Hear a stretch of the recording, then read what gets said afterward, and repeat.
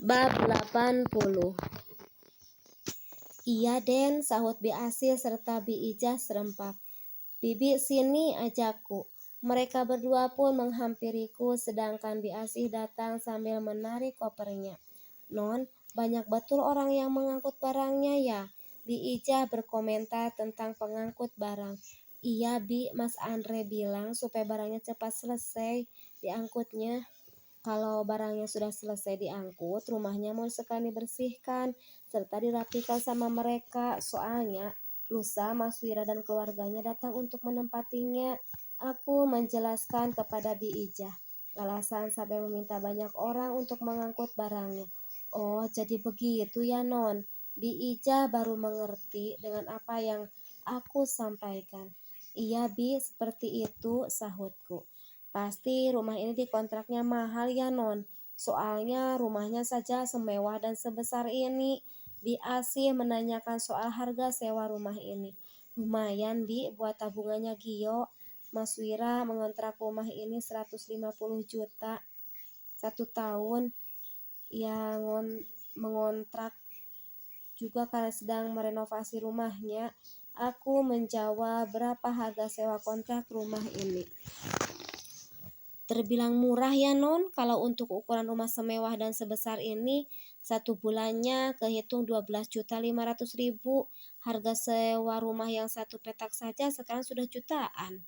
Bi Ijah mengomentari harga sewa rumah yang menurutnya murah untuk ukuran rumah ini.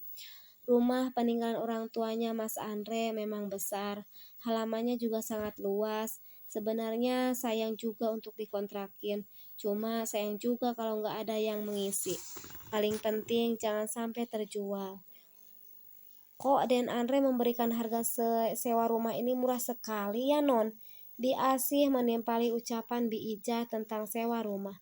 Mungkin karena sama temannya Bi, makanya memberi harga segitu. Lagian Mas Wira juga cuma 1 tahun kok ngontraknya. Nanti kalau ada yang mau ngontrak lagi sebulan minimal 15 juta lah. Aku menjelaskan kepada kedua asistenku tentang harga sewa yang murah itu. Sayang, ayo kita pulang biar Bang Andi saja yang menyelesaikannya. Mas Andre mengajakku pulang. Iya Mas, ayo, sahutku. Setelah itu kami pun masuk ke dalam mobil Mas Andre. 3 koper milik Bi Asih dan Gio pun telah tersimpan rapi di bagasi. Mas Andre melajukan mobilnya karena rumah kami yang hanya berjarak 15 menit saja. Sesampainya di pintu gerbang, Pak Edi segera membukakan pintu. Ia pun membantu membawakan 1 koper milik Gio. Sedangkan koper milik Gio yang satunya dibawa oleh Bi Ijah dan Bi Asih. Membawanya kopernya sendiri. Bagaimana Pak Edi, semuanya aman terkendali bukan? Mas Andre bertanya kepada Pak Edi saat Pak Edi mau membantu membawakan koper milik Gio. Alhamdulillah Den, semuanya aman terkendali. Pak Edi menyahut perkataan Mas Andre. Syukurlah kalau begitu, timpal Mas Andre lagi. Setelah itu kami pun masuk ke dalam rumah. Saat masuk, suasana rumah begitu sunyi. Padahal kami cuma baru seminggu meninggalkan rumah ini. Tapi suasananya sudah begitu sunyi. Padahal Pak Edi selalu menginap di rumah ini, cuma dia tidur di ruang belakang. Mas, kita meninggalkan rumah ini kan baru 1 minggu ya. Tetapi kenapa rumahnya sudah sepi begini? Apalagi kalau kita meninggalkannya berbulan-bulan bahkan bertahun-tahun ya. Mungkin sudah seperti kuburan, ujarku. Aku berbicara sambil terus melangkahkan kaki ke dalam rumah. Iya sayang, kamu bener kok. Anyep banget ya, Mas Andre menimpali ucapanku. Non Anissa dan Andre, rumah kalian bagus banget. Bahkan lebih mewah dan lebih luas dari rumah almarhum Tuan Sanusi. Bi Asih memuji keadaan rumah pemberian papa ini. Bibi, bisa saja. Alhamdulillah Bi, kami diberikan kepercayaan, dititipkan rezeki begitu banyak oleh Allah. Rumah ini yang membeli papa. Bi, buat kado pernikahan kami. Semoga saja kami bisa terus menjaganya. Aku menjawab ucapan Bi Asih. Bi Asih sampai melongo melihat keadaan rumahku. Dari semenjak kami datang sampai masuk ke dalam rumah, ia tidak berhenti berdecak kagum. Bi Asih terus saja memujinya. Tetapi aku tidak terbuai dengan pujian, karena kenyataannya pujian manusia itu adalah sebuah ujian hidup. Non Anissa sama Den Andre memang rendah hati orangnya. Makanya Allah sayang sama mereka, sehingga mereka terus dilimpahkan rezeki. Bi Ijah pun tidak mau ketinggalan untuk memuji kami. Sudah jangan terlalu memuji kami, nanti kami malah terkabur lagi. Aku mengakhiri ucapan Bi Asih serta Bi Ijah tentang urusan puji memuji.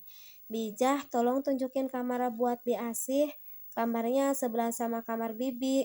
Biar nanti kalian saling membangunkan kalau pagi. Mas Andre memerintahkan Bi Ijah supaya mengantarkan Bi Asih ke kamarnya. Iya Den, akan Bibi antarkan. Bibi Ijah menyahut ucapan Mas Andre.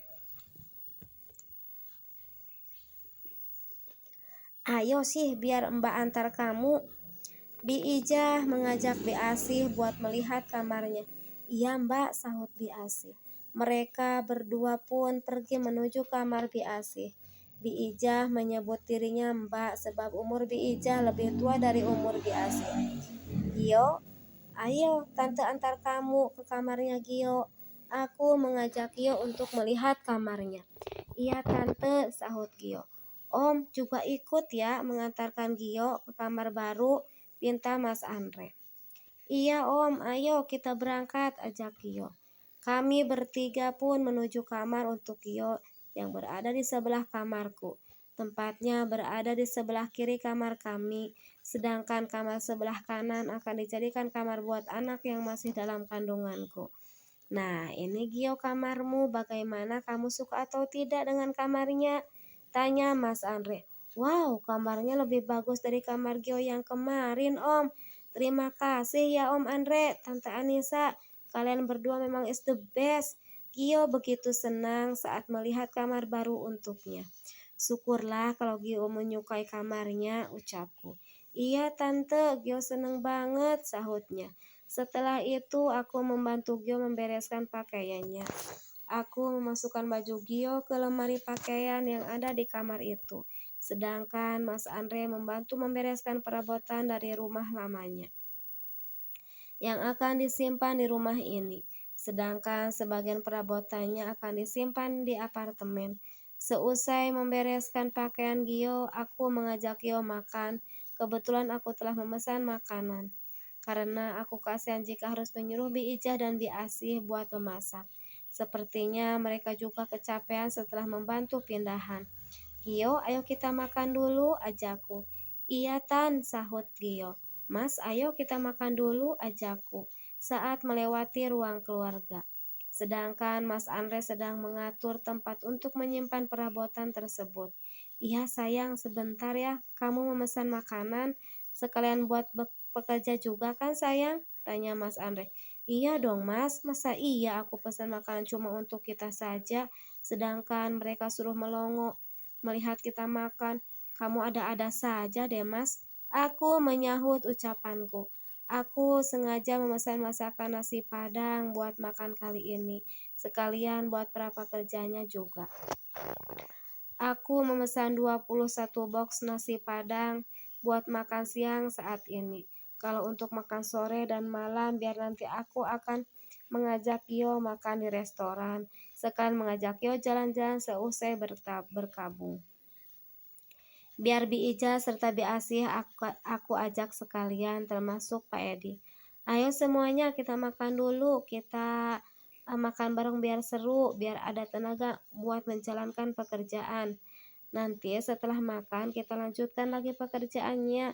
Mas Andre mengajak para pekerja untuk makan bersama. Iya Den, sahut mereka.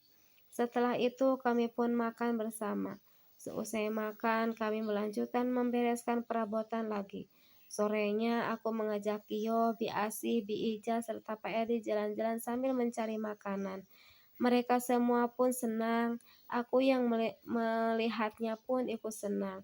Kini hidupku damai, tidak ada lagi yang mengganggu ketentraman keluargaku.